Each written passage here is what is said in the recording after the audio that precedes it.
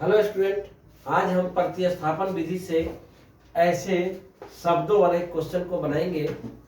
यहाँ बोला है कि रैखिक युग्म में व्यक्त करके हल करें। आपकी किताब में प्रश्नावली 3.5 में ऐसे क्वेश्चन दिए गए हैं जिसको प्रतिस्थापन विधि से ही हल करने के लिए बोला है। तो जब आपको विधि दे दिया कि प्रतिस्थापन विधि से हल करना है तो आपको प्रतिस्थापन विधि से ही हल करना है, और नहीं तो आप इसको शब्दों वाले क्वेश्चन को आप जैसे मन तैसे भी बना सकते हैं। आपको सब विधि बता दिए हैं, प्रतिस्थापन विधि बता दिए हैं, विलोपन विधि बता दिए हैं और ब्रजगुणन विधि बता दिए हैं। ग्राफीय विधि एक बाकी है जो इन सब के बाद हम बता देंगे। तो इसको बोला है कि प्रतिस्थापन से बनाना है तो हम लोग प्रतिस्थापन से ही बनाएंगे, नहीं बोलता तो कोई भी विधि से बना लेते हैं। तो आइए देखते हैं कैसे बनेगा। देखिएगा शांति से। क्वेश्चन बोला है दो संख्याओं का अंतर 26 है और एक संख्या दूसरी संख्या के तिगुनी है, तो संख्या ज्ञात करें। ऊपर में क्या लिखा है कि रैखिक युग्म में व्यक्त करके, मतलब रैखिक समीकरण में पहले इसको बदलना है। ये शब्दों वाले क्वेश्चन को पहले रैखिक समीकरण में लाएंगे और तब इसको हल करेंगे, वो भी प्रतिस्थापन विधि से। किताब में लिखा है, आप एक्सरसाइज 3.5 BTBC का जाके लिख लीजिए। 3.5 नहीं है, 3.3 है। 3.3 है। 3.3 में आप BTBC में देखिएगा, तीसरा का पहला क्वेश्चन ये लिखा हुआ है, NCERT का किताब है। तो कैसे बनेगा ये देखते हैं, शांति से देखिएगा। माना कि दो संख्या है ना, तो पहली संख्या मान लीजिए कि x है। पहली संख्या कितना है? x है। और दूसरी संख्या मान लीजिए कि y है। दो संख्या बोला था तो पहली संख्या x मान लिए और दूसरी संख्या y मान लिए। अब आपका प्रश्न जैसे जैसे कहेगा वैसे वैसे चलिएगा। अब आपके प्रश्न में जैसे जैसे बोलेगा प्रश्न के हिसाब से हम लोग चलेंगे, जैसे जैसे प्रश्न कहेगा उसके हिसाब से हम लोग काम करेंगे। तो देखते हैं प्रश्न में क्या बोला है। प्रश्न में बोला है कि दो संख्याओं का अंतर 26 है। अब अंतर के लिए ध्यान दीजिएगा, जो बड़ा रहता है उसमें से छोटा वाले को घटाते हैं। तो यहाँ तो पता नहीं चला कौन बड़ा है कौन छोटा है, तो अपने से मान लीजिएगा कि ये बड़ा है, अपने से मान लीजिएगा, और ये छोटा है।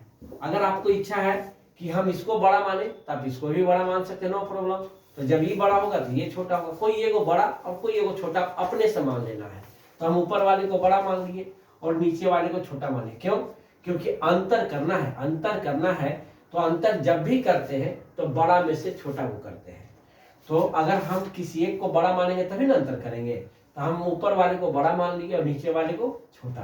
तो बड़ा में से छोटा को घटा दीजिए, तो बोला है कि घटाने पर आएगा 26। ये पहला समीकरण हो गया। तथा आगे क्या बोला है कि पहली संख्या दूसरी के तिगुनी है। पहली कौन है? x है। अब दूसरी कौन है? y है। तो पहली दूसरी के तिगुना, मतलब दूसरी में 3 से गुना करिएगा। दूसरी के तिगुना मतलब दूसरी में 3 से गुना करेंगे तो ये दोनों का मान क्या हो जाएगा? बराबर। पहली जो संख्या है वो दूसरी के तिगुना करने पर बराबर हो जाएगा। पहली का मान और दूसरी के तिगुना का मान दोनों क्या हो जाएगा? बराबर। पहली संख्या दूसरी के तिगुनी है। हो गया। तो x बराबर यहाँ 3y आ गया। इसको आप 2 मान लीजिए। तो x का मान तो आपको मिल गया, x का मान मिल गया। अभी x का मान को 1 में रख दीजिए, x y का मान निकल जाएगा, आपका आंसर हो जाएगा। तो x का मान यहाँ रख दीजिए। समीकरण 1 में x का मान रखने पर x y का मान आ जाएगा, आंसर हो जाएगा। तो x का मान तो आपको मिल गया है, तो ये प्रतिस्थापन हो गया। अभी मान को हम 1 में रख देंगे क्योंकि 2 में आया है, तो 2 वाले मान को 1 में रखते हैं। याद होगा प्रतिस्थापन में बताए थे। तो x का मान 3y है तो इसमें रख दीजिए x माइनस y बराबर 26। तो यहाँ x के यहाँ क्या रख दीजिएगा? 3y, और यहाँ माइनस y है तो y बराबर 26। तो यहाँ 2y बराबर 26। तो 2 से कट जाएगा 13 बार में, मतलब y का मान 13 आ गया। अब इधर देख लीजिए, यहाँ इसके बाद इधर देखिएगा y का मान 13 आ गया। तो हमको x का भी चाहिए ना, दोनों का आएगा तब ना दो संख्या होगा। तो x का मान हमको आया था 3x, तो 3y आया था। तो 3 गुने y का मान 13 है तो यहाँ 13 रख दीजिए।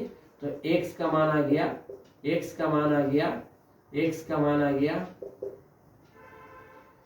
कितना 13 तिया 39, यानी पहली संख्या 39 हो गया, और y का मान आ गया 13, यानी दूसरी संख्या हो गया 13। तो एक संख्या आपको 39 आएगा और दूसरी संख्या आपको कितना आएगा 13 आएगा। उम्मीद करते हैं कि आपको समझ में आया होगा। ऐसे क्वेश्चन ही हम लोग आगे बनाएंगे, सब भाषा वाला क्वेश्चन बनाएंगे। इसमें से 5 नंबर का आपको क्वेश्चन आता है। कौन कौन आता है ये भी हम आपको बताएंगे, लेकिन पहले आप बता लेते हैं, तब उसके बाद बताएंगे कौन कौन क्वेश्चन आपके लिए जरूरी है। वीडियो को अंत तक देखिएगा। अब आगे देखिएगा, दो समपूरक कोणों में बड़ा कोण छोटे कोण से 18 डिग्री अधिक है तो कोण ज्ञात करना है।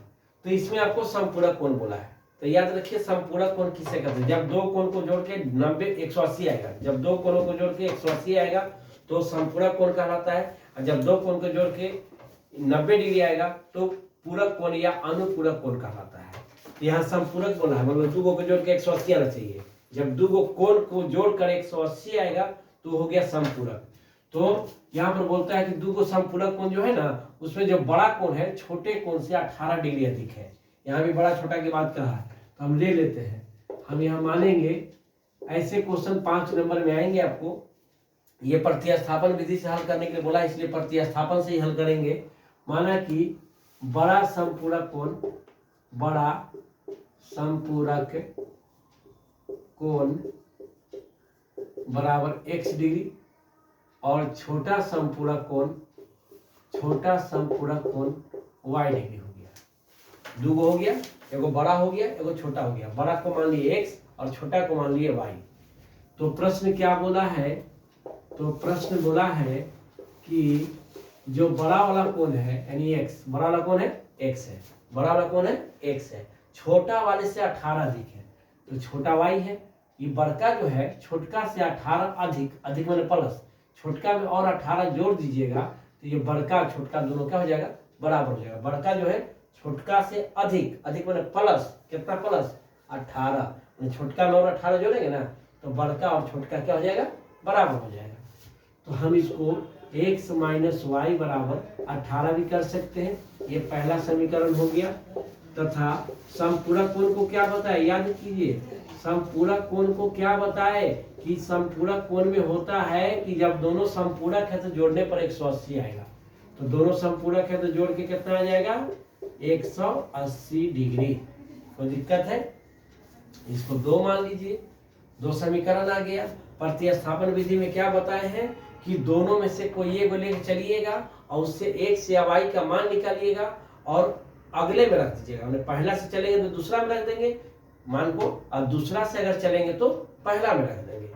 यही प्रतिस्थापन होता है, एक में से निकालना है और दूसरे में रख देना है, एक में से निकालना है और दूसरे में रख देना है। ये प्रतिस्थापन होता है। अगर पहला से निकालेंगे तो दूसरा में रखेंगे, या दूसरा से मान निकालेंगे तो पहला में रखेंगे, यही करना है।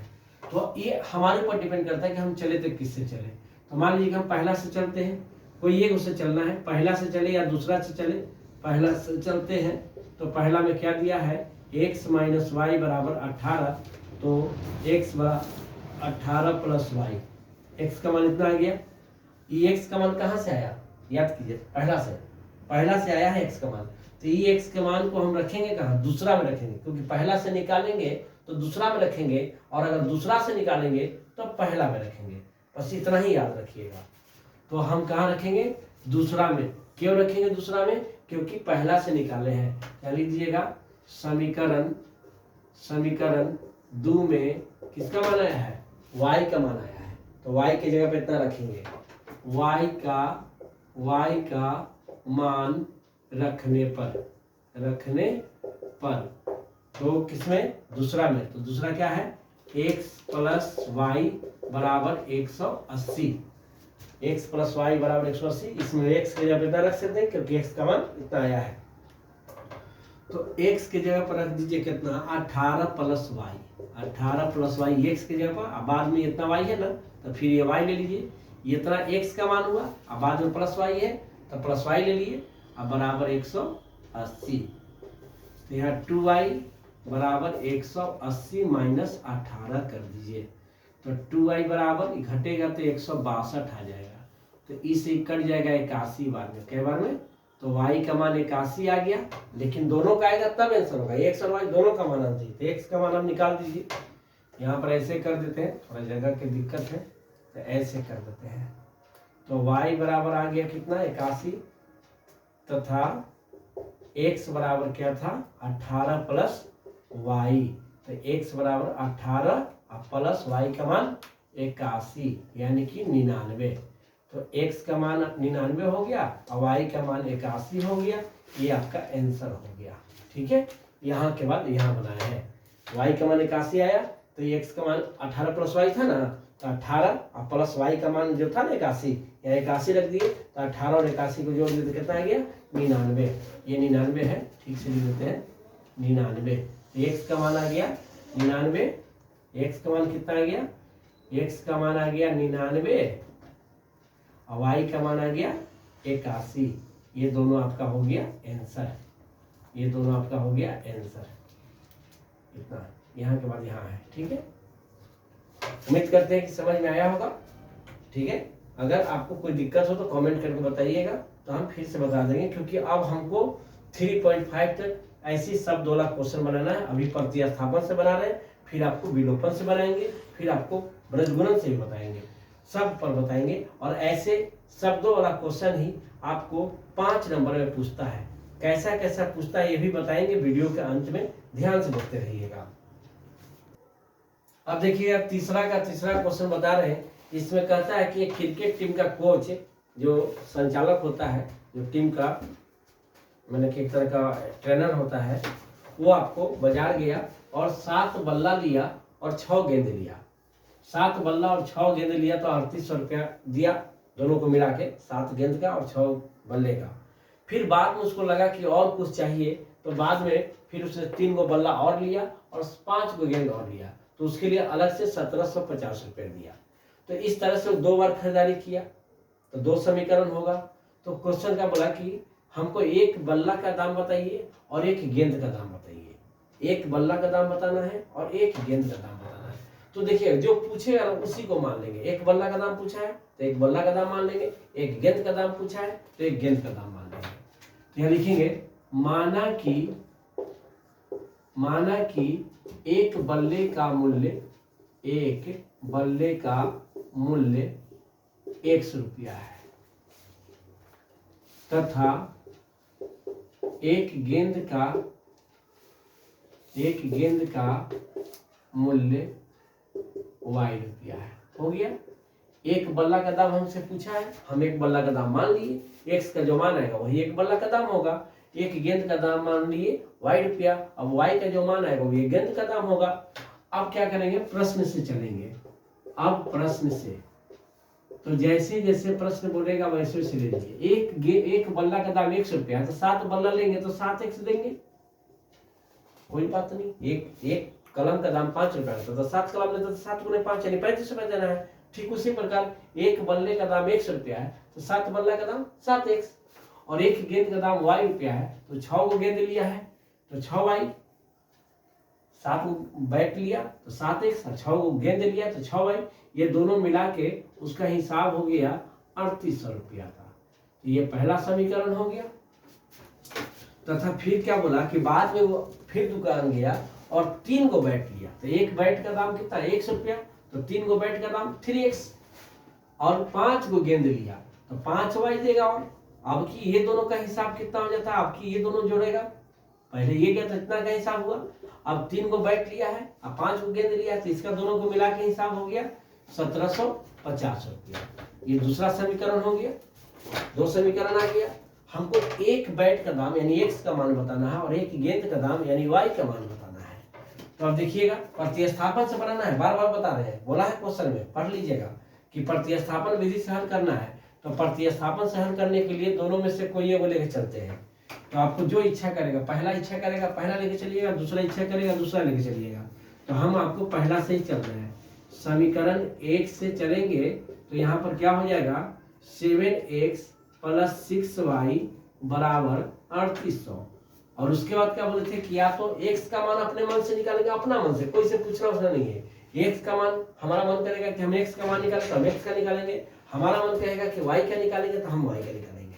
किसी एक का मान निकाल दीजिएगा। तो हम यहाँ पर x का मान निकाल रहे हैं, तो 7x, तो y का नहीं निकालना तो उसके ऊपर डिवाइड दीजिए 3800 और माइनस 6y। तो इसलिए x बराबर 3800 माइनस 6y, अब बटा में गुना में है ना, लेना के भाग में आ जाएगा, यह 7 हो गया। ठीक है, x का मान इतना आ गया। अब इसके बाद x का मान कहाँ से निकालें, समीकरण 1 से निकालें, ध्यान रखिएगा। समीकरण 1 से x का मान निकाले थे, तो अब इसका मान हम कहाँ रख देंगे, समीकरण 2 में। समीकरण 2 में x का है ना, x का मान 1 से निकाले हैं तो 2 में रखेंगे, 1 से निकाले ना तो 2 में रखेंगे। समीकरण 2 में x का मान रखने पर 1 से निकालेंगे तो 2 में रखेंगे, और 2 से निकालेंगे तो 1 में रखेंगे। तो 1 से निकालेंगे इसलिए 2 में रखेंगे। 2 क्या है, 3x प्लस 5y बराबर 1750। अब यहाँ पर 3x के जगह पर ये वाला मान रख दीजिए 3800 माइनस 6y बटा में 7 आया है, नीचे में 7 है, यहाँ नीचे में 7 है। ये तो x के ऊपर रख दिया, आगे 3 है तो आगे 3, पीछे x है तो पीछे x का मान रख दिए, बाद में प्लस y है, 5y है तो 5y बराबर 1750। ये दूसरा समीकरण में हम x का मान रख दिए। अब इसी को हम आगे बनाएंगे तो x और y दोनों का मान आ जाएगा। इतना आप नोट कर सकते हैं या स्क्रीनशॉट ले सकते हैं, इसके आगे हम बता रहे हैं, पहले इतना आप नोट कर लीजिए या स्क्रीनशॉट ले लीजिए, तो हम इसको आगे बता रहे हैं। अब देखिएगा, हम लोग यहाँ तक आए थे कि x का मान यहाँ रखे थे प्लस 5y बराबर 1750। इसी को हम आगे बढ़ाएंगे तो y का मान निकल जाएगा, और फिर y के मान से x का मान भी निकाल लेंगे तो हम लोग का आंसर हो जाएगा। इसी को हम आगे बढ़ा के यहाँ से लिखते हैं 3 × 3800 माइनस 6y बटा में 7 प्लस 5y, ये नीचे वाला लिख रहे हैं, नीचे वाला ये वाला बराबर 1750। इतना आ गया। अब इसके बाद देखिएगा, हम इसको थोड़ा मिटा लेते हैं क्योंकि जगह की कमी है, इसको हटा लेते हैं, इसको हटा लेते हैं। अब इसके बाद देखिएगा,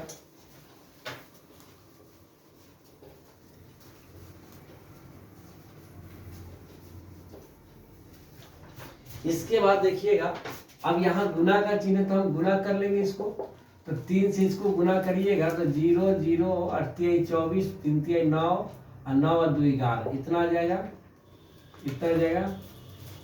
माइनस इससे जब इसमें गुना करिएगा तो 36 18y और बटा में पूरा का 7 और प्लस 5y, यहाँ नहीं कुछ तो 1 है, भिन्न के जोड़ कर देंगे अब बराबर 1750 हो जाएगा। अब ये एलसीएम लीजिएगा तो यहाँ 7 हो जाएगा, 7 से 7 को भाग दीजिएगा तो एक बार में कटेगा, 1 से ऊपर गुना करिएगा तो ये आपको जैसे है वैसे लिखा जाएगा 11 4 00 माइनस 18y प्लस 1 से 7 को भाग दीजिएगा तो 7 बार में कटेगा, तो 7 से 5 को गुना करिएगा तो यहाँ 35y आएगा बराबर 1750 हो गया। अब यहाँ नहीं कुछ एक है, तिरछा तिरछी गुना कर देंगे, लेकिन रुक जाइए, 11 400 माइनस प्लस है तो घटेगा तो ज़्यादा ये है तो ये 17y आ जाएगा, और ये 7 से तिरछा तिरछी गुना कर दीजिए तो 0 7 5 35 7 7 49 49 3 52 5 7 1 7 5 12, इतना आ गया। अब ये और ये दोनों एक जाति का है तो ये चला जाएगा उधर, तो ये 17y बराबर 12 250 माइनस 11 400 हो जाएगा। ये प्लस में तो उधर जाएगा तो माइनस में हो जाएगा, तो 17y बराबर ये घटेगा तो कितना हो जाएगा 0 5, 12 में से 4 जाएगा तो 8, और ये खत्म, ये खत्म। तो इसलिए y बराबर 850 बटा में 17, ये 50 बार में कट गया। y का कंप्लीट माना गया 50 रुपया। y क्या था, एक गेंद का मूल्य था, तो एक गेंद का दाम आ गया, लेकिन एक बल्ला का दाम नहीं निकला है जो कि x है, तो हम यहाँ x का मान निकाल लेते हैं। तो x बराबर तथा x बराबर क्या था, याद कीजिए 3800 माइनस 6y बटा में 7, ये वाला x का मान था, ये वाला क्वेश्चन में जो लिखा है ना x का मान था। तो x का मान निकल जाएगा क्योंकि ये y का मान आ गया है, 3800 माइनस 6 गुने y का मान 50 आया, तो y की जगह पे यहाँ 50 रख दिया, यहाँ y है ना, तो y की जगह पर क्या रख दीजिएगा 50, बाकी सब जैसे वैसे रख दीजिए, 7 बटा में 7 रख दीजिए। अब ध्यान दीजिएगा x बराबर 3800, अब माइनस 6 से 5 में गुना तो 30, 0 बढ़ जाएगा, बटा में